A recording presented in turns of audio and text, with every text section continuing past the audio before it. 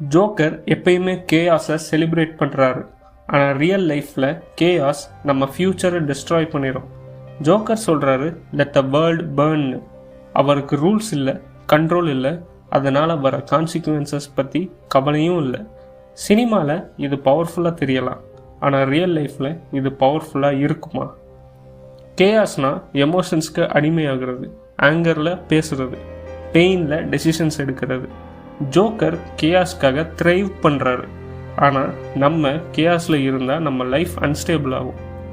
Real strength கேயாஸில் இல்லை, real strength அதை எப்படி கண்ட்ரோல் பண்ணுறோன்றதில் தான் இருக்குது. உங்கள் எமோஷன்ஸை கண்ட்ரோல் பண்ணுங்கள், உங்கள் சைலன்ஸை மெயின்டைன் பண்ணுங்கள், உங்கள் பெயினை டிசிப்ளினாக மாற்றுங்க.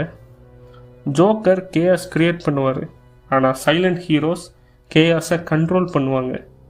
Choose control, not chaos. Not love, just powerful.